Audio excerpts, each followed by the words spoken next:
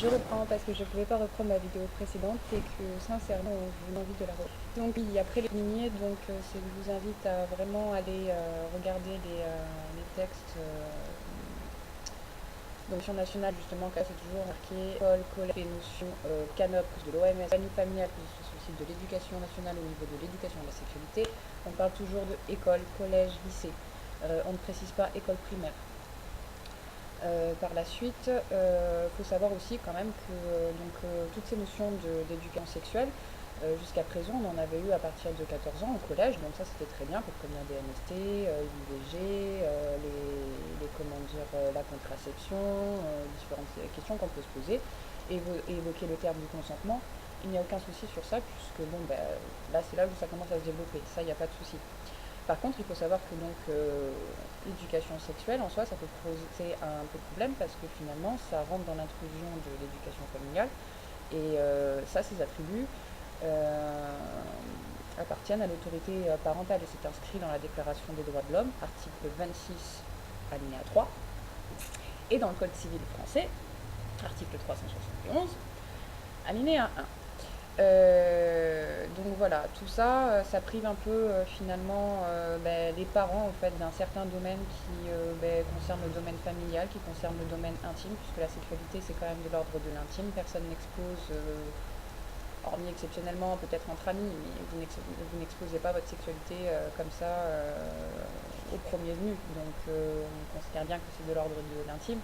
C'est pareil, tous les parents en général essayent d'être discrets par rapport aux allusions sexuelles ou des choses comme ça. On a toujours caché la sexualité à nos enfants. Donc voilà, c'est des choses qui à un moment donné vont quand même pouvoir commencer à devenir dérangeantes, que ce soit à 3 ans, que ce soit à 6 ans. À un moment donné, je pense que ça peut commencer à devenir difficile. Donc du coup, en fait, ce qu'il est important aujourd'hui de faire comme réclamation, il faut savoir qu'auprès de vos chefs d'établissement des écoles de vos enfants, vous pouvez demander à ce qu'ils réunissent le comité d'éducation à la santé et à la citoyenneté, parce que c'est eux en fait qui exercent la mission notamment de définir le programme d'éducation à la santé et à la sexualité de prévention des comportements à risque. Il peut préparer le plan de prévention à la violence, il propose des actions pour aider les parents en difficulté, lutter contre les violences et il contribue à l'éducation et à la citoyenneté. Donc c'est ce comité d'éducation en fait qui met en place un petit peu toutes ces choses-là. Et ils ne peuvent être sollicités, enfin réunis, on peut demander à les réunir, ou par le chef d'établissement ou par la demande du conseil d'administration. Donc invitez vos chefs d'établissement justement à réunir ces comités et à poser vos problématiques justement, si vous en avez, lesquelles. Vous pouvez le faire individuellement justement. Moi j'invite vraiment à envoyer beaucoup de courriers parce que vous n'allez pas pouvoir tous manifester non-stop. Faudrait faire des sit-ins très réguliers en fait pour arriver justement à se faire entendre au niveau des problématiques et des points qu'on veut exposer. De plus, les manifestations, c'est très bien, mais le problème c'est que finalement quand on regarde, et j'ai regardé là aujourd'hui, tout le monde est dans le flou. C'est vrai qu'il y a eu tellement de choses qui ont tourné qu'au final, même si au final on voulait poser des revendications, hormis avoir quelqu'un qui nous guide et qui nous dit quand on va vous demander, vous allez dire qu'on veut ça, finalement personne, si demain on vient vous demander en manifestation, les trois quarts ils vont savoir je sais pas, moi j'ai entendu parler de ça, mais vous savez pas clairement, on ne sait pas clairement poser des revendications.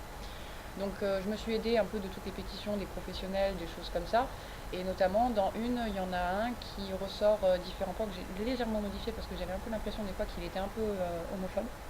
Parce que la déclaration des droits sexuels, il faut savoir qu'en soi c'est une très bonne chose. C'est juste qu'on veut poser des limites au niveau des petits.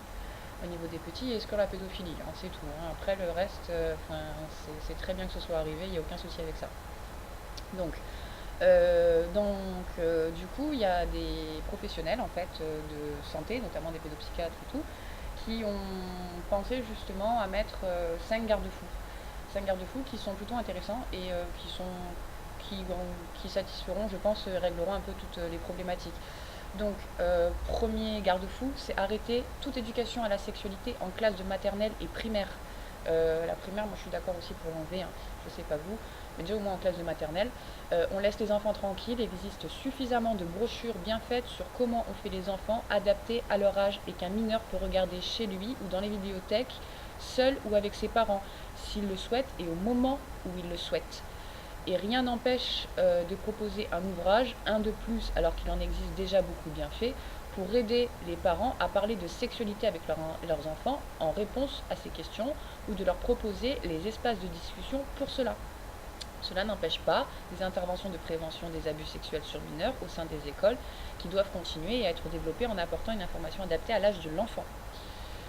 Deuxième garde-fou, arrêter totalement de parler de la théorie du genre selon laquelle les notions d'homme et de femme sont une construction sociale qui doit être remise en question et, pour cela, déconstruire. Le risque de passer d'une discussion concernant la manière dont les rôles des hommes et des femmes sont en partie socialement déterminés à une confusion purement idéologique entre les identités sexuelles masculines et féminines est trop grand. Et on laisse ça, ces interrogations, aux adultes. Je suis d'accord plutôt avec ce deuxième garde-fou parce que c'est vrai que bon, selon l'âge à laquelle on veut l'expliquer, c'est pas les affaires des tout petits. Pour les adolescents, troisième garde-fou.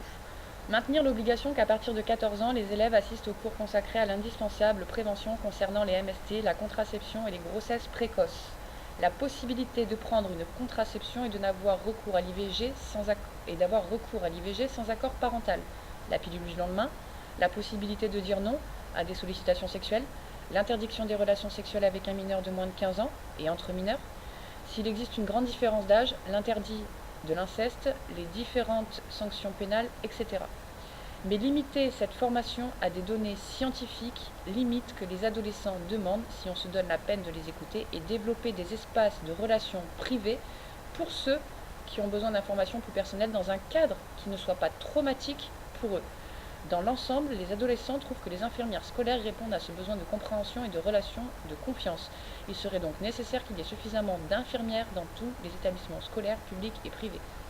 Ce point-là, je suis d'accord aussi, parce que c'est vrai que c'est pas forcément toujours en fonction du milieu social ou quoi que ce soit, c'est pas forcément toujours, même de son évolution propre, hein, de sa pudeur ou autre, c'est pas forcément tout le temps facile d'assister à ces cours et il y en a plein qui veulent pas y revenir en fait. Quand ils redoublent ou des choses comme ça, personne n'a envie de se refaire ces séances. Puis même les trois quarts du temps, quand on leur en parle, ils ont des ricanements bêtes, voilà. Donc ça peut être, on peut être facilement mal à l'aise face à des questions ou autres devant ses camarades, alors que bon, à la base, on n'avait pas forcément voulu avoir ce genre de séance.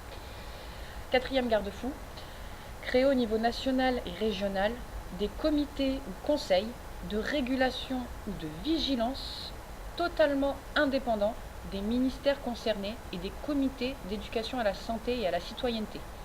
Comités auxquels pourraient s'adresser les enseignants, élèves, parents, qui considèrent qu'il existe des anomalies dans l'enseignement auxquelles ils ou les enfants assistent, en particulier chaque fois que l'intention initiatrice et séductrice semble l'emporter sur l'information ou qu'il est estimé que les jeunes ont accès à des informations traumatiques ou inadaptées. Ce comité serait composé de 2 psychologues cliniciens ayant une compétence en psychologie de l'enfant et ou de pédopsychiatres, d'un représentant des parents et d'un membre de l'éducation nationale ou des services de santé. Aucune de ces personnes ne devra avoir pris de position idéologique ou prosélyte concernant les thèmes cités ci-dessus. Et elle devrait obligatoirement être extérieure à l'établissement d'où émaneraient les critiques.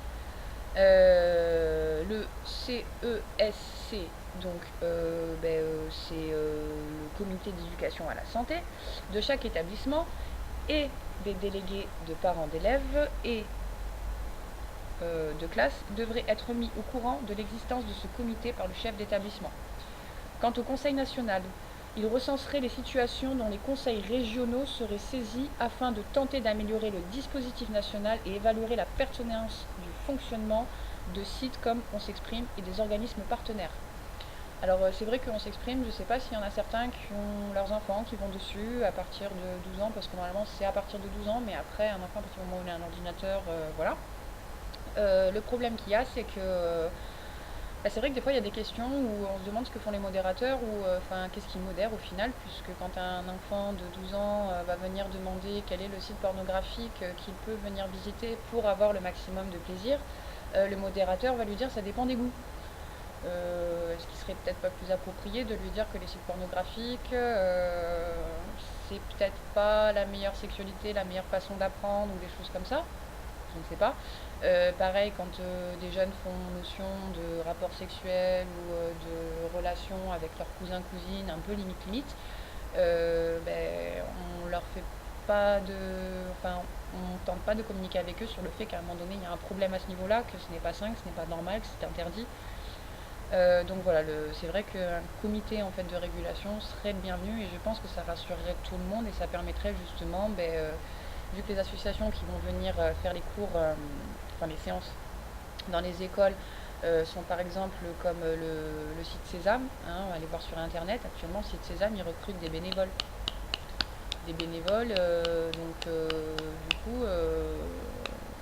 des volontaires, je ne sais plus quel terme employer, mais bon, du coup, comment on les choisit? Parce qu'il y a une formation de quelques heures en plus, hein, c'est pas énorme, hein, il me semble, c'était, je crois que grand max c'était 3 jours, enfin l'annonce c'était 3 jours, donc c'est pas forcément très gros pour parler d'une question aussi grande et d'abord de répondre aux questions de tous les petits, de connaître la sensibilité, d'adapter ou autre.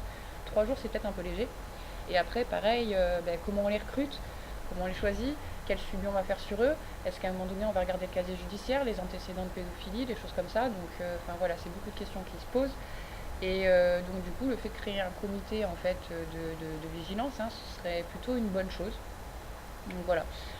Cinquième garde-fou, retirer les termes droit sexuel et éducation sexuelle, éducation à la sexualité, ainsi que les références directes et indirectes au texte de déclaration des droits sexuels et standards pour l'éducation sexuelle en Europe, ainsi qu'à leur contenu, de tous les supports ministériels français en lien à l'éducation et aux mineurs de moins de 18 ans.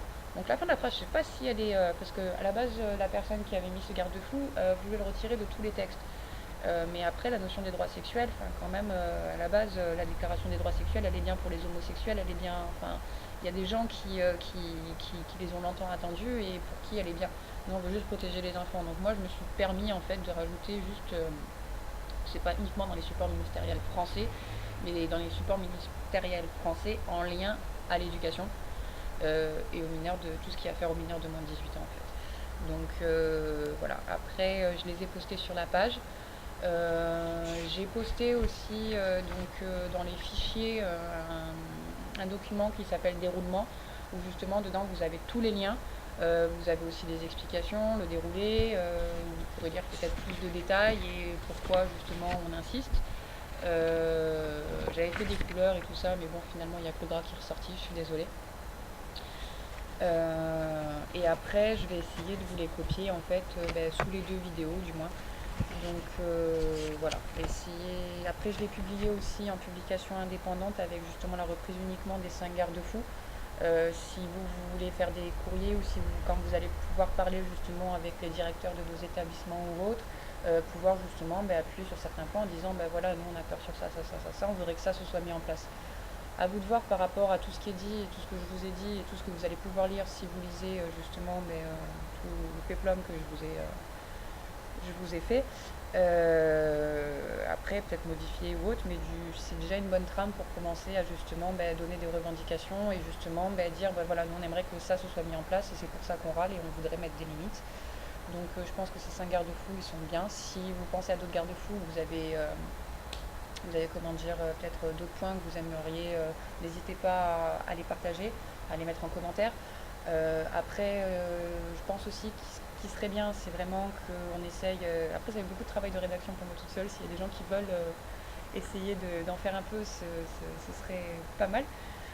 Surtout que l'orthographe, c'est pas forcément mon fort, hein. J'aime beaucoup lire, je comprends bien les textes, mais l'orthographe, ça n'a jamais été mon fort.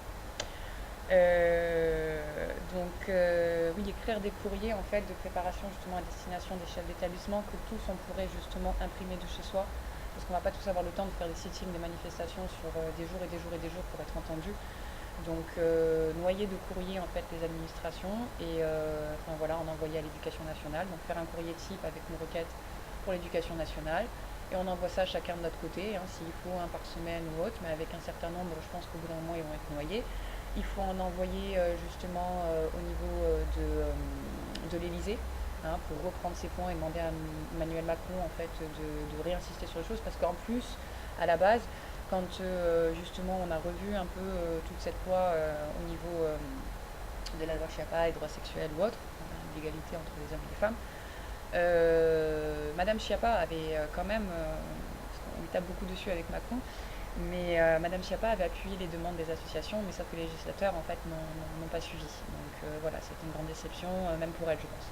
Parce que c'est un combat quand même qu'elle a mené, il y a quand même des bonnes choses. Donc voilà, la loi porte son nom, mais le problème c'est pas forcément elle qui a tout entériné.